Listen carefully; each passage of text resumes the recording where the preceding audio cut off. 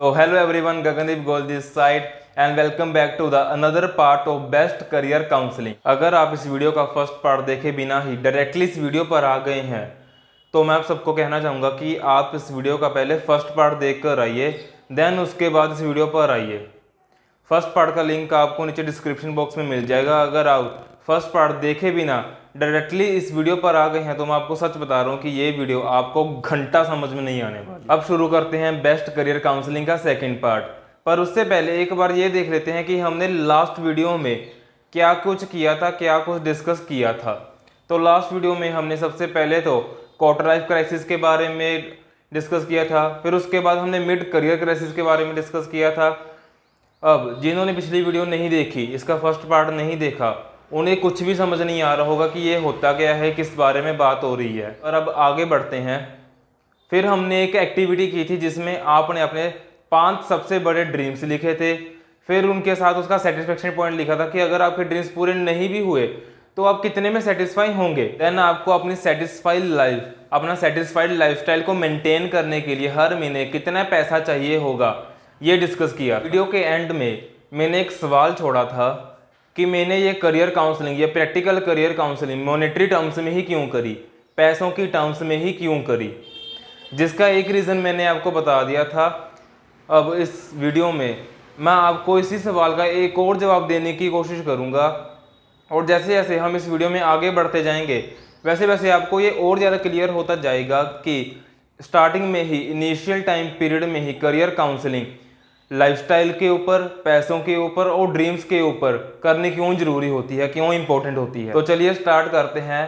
अब इस वीडियो में मैं आपको अपनी लाइफ की एक स्टोरी सुनाता हूं जिससे आपको समझ आ जाएगा कि प्रैक्टिकल करियर काउंसलिंग लाइफस्टाइल की टर्म में, पैसों की टर्म में एंड ड्रीम्स को कंसीडर करते हुए क्यों होनी चाहिए। जब मैं स्कूल में 9th-10th में होता था और वैसे ही हमारे दोस्तों में फ्यूचर की या फिर करियर की बातें होने लग जाती थी कि भाई आगे जाकर कौन क्या करेगा, कौन क्या बनेगा, ऐसी सब बातें होने लग जाती थी। तो मेरा स्ट्रेट फॉरवर्ड आंसर होता था कि मैं आगे जाके इंजीनियर बनूंगा, अपनी +1 +2 नॉन मेडिकल से क्लियर करूंगा और साथ साथ IIT की प्रिपरेशन करूंगा।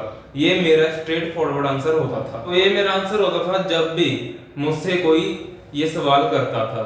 अब मेरा आंसर सुनने के बाद सामने से एक सीधा क्वेश्चन आता कि भाई तुम इंजीनियर क्यों बनना चाहते हो, इंजीनियर बनकर क्या मिलेगा, क्या करोगे तुम इंजीनियर बनकर। तो इस बार भी मेरा बिल्कुल सिंपल एंड मासूम सी भाषा में स्ट्रेट फॉरवर्ड आंसर होता था कि मुझे 10 लाख रुपए पर मंथ की सैलरी चाहिए। ये मेरा आंसर होता था जब भी मुझसे कोई पूछता था कि तुम इंजीनियर क्यों बनना चाहते हो। फिर जब मुझसे कोई पूछता कि तुम्हें इंजीनियरिंग के बारे में क्या क्या पता है, तुम इंजीनियरिंग की कितनी नॉलेज रखते हो, या फिर तुम आगे जाकर कौन सा इंजीनियर बनना पसंद करोगे, तो मेरे पास इस सवाल का कोई भी जवाब नहीं होता था। मैं बिल्कुल चुप कर जाता था। पर जब मुझसे कोई पूछता था कि तुम 10 लाख रुपए महीने का क्या करोगे, 10 लाख पर मंथ की सैलरी लेकर तुम क्या करोगे, तो मेरे पास इतने सारे जवाब होते थे कि जवाब खत्म ही नहीं होते थे।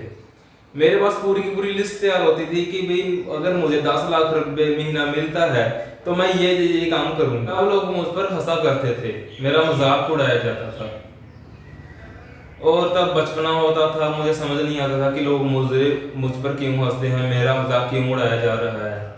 और ऐसे ही बस एक बचपना होता था, इतनी समझ होती नहीं थी चीज़ों की, तो फिर मैं भी इस बात को ऐसे ही मजाक में उड़ा देता था। फिर ऐसे ही 10th पार हो गई और जैसा मैं सोचा करता था कि मैं +1 +2 नॉन मेडिकल के साथ करूँगा, वैसे मैंने अपनी +1 नॉन मेडिकल के स्टार्ट कर दी और साथ में एंट्रेंस एग्जाम की प्रिपरेशन भी स्टार्ट कर दी थी। ऐसे सब कुछ चल रहा था। मैंने अपनी PCM ले ली थी, PCM मतलब नॉन मेडिकल ले ली थी, एंट्रेंस एग्जाम की तैयारी भी शुरू कर दी थी और ऐसे अपनी स्टडी शुरू कर दी थी।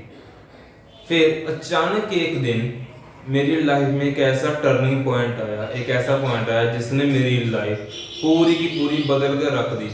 उस पॉइंट के बाद मेरा जिंदगी को सोचने का, समझने का, इमेजिन करने का, देखने का तरीका टोटली पूरी तरह से बदल गया था। मैंने कभी भी सोचा नहीं था कि दुनिया में ऐसा कुछ भी हो सकता है। वो एक ऐसा पॉइंट था जिसने मुझे, कहते हैं ना कि 360 डिग्री, मैं ये कहता हूँ कि उस पॉइंट ने मुझे 360 नहीं 720 डिग्री बदल कर रख लिया। तो उस दिन पहली बार मैंने एक शब्द सुना जिसे कहते हैं बिजनेस। उस दिन पहली बार मैंने बिजनेस वर्ड सुना था कि ऐसा कुछ भी दुनिया में होता है। उस दिन मुझे बिजनेस के बारे में पता लगा था और फिर मुझे ऐसा लग रहा था कि किसी ने मेरा दिमाग खोल दिया होता है। कितने सालों से तो मेरा दिमाग बिल्कुल बंद पड़ा था, पर उस दिन के बाद ऐसा लगा कि किसी ने मेरा दिमाग खोल दिया होता है, मेरे दिमाग का ताला खोल दिया होता है। फिर मुझे समझ में आया कि लोग मेरे ऊपर क्यों हंसते थे जब भी मैं उन्हें अपने फ्यूचर्स को लेकर प्लान्स बताता होता था। तो मुझे उस दिन समझ आया कि मुझे इंजीनियरिंग से मुझे कोई प्यार नहीं है, इंजीनियरिंग से मुझे कोई मतलब नहीं है। मुझे तो प्यार है 10 लाख रुपए से, मुझे तो जो मतलब है 10 लाख रुपए से। और मैं आपको सच बताऊं तो मुझे पीसीएम में, नॉन मेडिकल में कुछ भी समझ नहीं आता था। मेरा स्टडी करने का मन बिल्कुल भी नहीं करता था। सारा कुछ मेरे सर के ऊपर से जाता था, वो कहते हैं ना फ्लाई फ्रॉम द हेड, वो हाल था मेरा। सब कुछ मेरे सर के ऊपर से जाता था, एक चीज भी मेरे पल्ले नहीं पड़ती थी। उसके बाद मुझे बहुत रिग्रेट भी हुआ, बहुत ज़्यादा पछताना भी पड़ा कि ये मैंने क्या कर लिया। अपनी ज़िंदगी का इतना अहम फैसला, इतना इंपॉर्टेंट फैसला ही मैंने गलत ले लिया। पर अब पछताने के अलावा कर भी क्या सकता था, ना तो मैं अब वापस जा सकता था और आगे बढ़ने का मेरा मन नहीं था। ऐसे ही मैंने 2 साल अपनी पीसीएम यानी कि नॉन मेडिकल के साथ अपनी स्टडी करी। 2 साल मैंने अपनी स्टडी कंप्लीट की।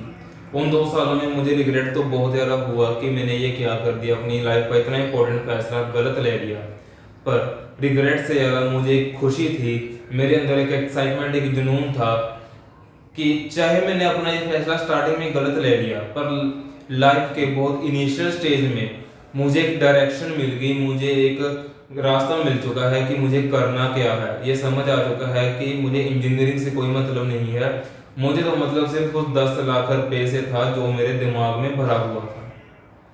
और ये बात भी समझ आई कि अगर मैं इंजीनियर बन भी जाऊं, धक्के से स्टडी करके, रट्टा मारकर, कुछ भी करके एक इंजीनियर बन भी जाऊं, तो कभी भी मैं एक अच्छा इंजीनियर नहीं बन पाऊंगा। ये बात मुझे समझ आ चुकी थी। और फिर बाद में पता चला कि इंजीनियर्स का तो ऑलरेडी मार्केट में बहुत बुरा हाल है। तो अगर आज मैं एक बात सोचूं कि अगर मैं एक इंजीनियर बन भी जाता तो देयर इज स्ट्रॉन्ग पॉसिबिलिटी, ऐसा बिल्कुल हो सकता था कि मैं एक करप्ट इंजीनियर बनता, क्योंकि मुझे तो सिर्फ पैसों से मतलब था। बाकी इंजीनियरिंग से तो मेरा दूर दूर तक कोई लेना देना ही नहीं था। अब मैं आपको अपनी स्टोरी से बताना क्या चाहता हूँ कि ये सिर्फ मेरे साथ ही नहीं हुआ था, ये सिर्फ मेरी प्रॉब्लम ही नहीं थी। ये आज की डेट में हर एक स्टूडेंट की, हर एक यूथ की, ऑलमोस्ट हर एक इंसान की प्रॉब्लम है कि हमारे यूथ का लाइफस्टाइल, ड्रीम्स तो होते हैं बिजनेसमैन लेवल के, कि लग्जरी कार्स हो, बड़ा बंगला हो, आसपास काम करने के लिए लोग हों, पर हम तैयारी क्या कर रहे होते हैं, एक सरकारी नौकरी। अब आप एक बात मुझे खुद सोचकर बताइए कि जो इंसान पूरी मेहनत और पूरी ईमानदारी से अपनी जॉब करेगा, अपनी ड्यूटी निभाएगा, क्या उसका लाइफस्टाइल कभी भी सिर्फ गवर्नमेंट की सैलरी के दम पर एक बिजनेसमैन वाला हो सकता है? The answer is no, a big clear no. क्योंकि बिजनेसमैन का टर्नओवर होता है करोड़ों का, अरबों का, और एक गवर्नमेंट ऑफिसर की सैलरी कितनी होती है? 60,000, 70,000, 90,000, ज्यादा ज्यादा 1 लाख, 1.5 लाख बस। तो आप खुद बताइए कि इतनी सैलरी में एक बिजनेसमैन वाला लाइफस्टाइल कैसे अचीव हो सकता है? पर हार्ड रियलिटी इज कि आज की डेट में जो लोग गवर्नमेंट ऑफिसर्स हैं, जो लोग गवर्नमेंट के अंडर जॉब कर रहे हैं, उनका लाइफस्टाइल एक बिजनेसमैन के लाइफस्टाइल के बराबर का है। अब मुझे ये समझ नहीं आता कि इतनी सी सैलरी में एक बिजनेसमैन वाला लाइफस्टाइल कैसे मेंटेन हो रहा है। हाँ, अब मेन प्रॉब्लम कहाँ पर आती है कि स्टूडेंट्स की स्टार्टिंग में ही अच्छी प्रैक्टिकल करियर काउंसलिंग नहीं की जाती।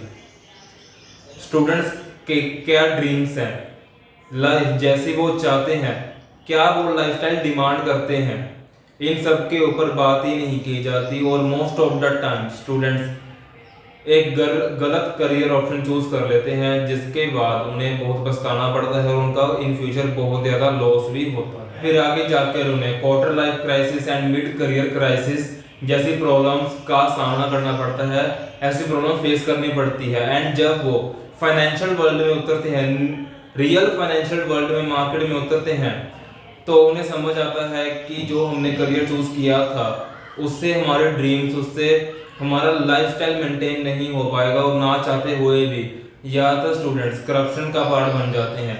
और इंडिया में करप्शन किस लेवल तक फैला है ये आप मुझसे ज़्यादा बेटर तरीके से जानते हैं। अब जो ये करियर काउंसलिंग का टॉपिक है ना, प्रैक्टिकल करियर काउंसलिंग का, ये एक बहुत ज़्यादा बड़ा और वास्ट टॉपिक है जिसे एक या दो वीडियोस में कवर करना ऑलमोस्ट इम्पॉसिबल है। पर फिर भी मैंने 80% से ज़्यादा आपके साथ इन 2 वीडियोस में शेयर कर दिया है। पर अगर आप चाहते हैं कि इस टॉपिक के ऊपर डिटेल में बात की जाए, डिटेल में आप सबको समझाया जाए, डिटेल में आप सबके साथ पर्सनली बात की जाए, तो आप नीचे कमेंट जरूर करिएगा। तो फिर अगर रिस्पॉन्स अच्छा रहा तो इसके ऊपर हम बहुत जल्द एक लाइव वेबिनार भी करेंगे जिसकी इंफॉर्मेशन आप सबके साथ शेयर कर दी जाएगी, आप सब पास पहुंचा दी जाएगी। तो आज की वीडियो में बस इतना ही। अगर आपको वीडियो अच्छी लगे तो इस वीडियो को लाइक करें।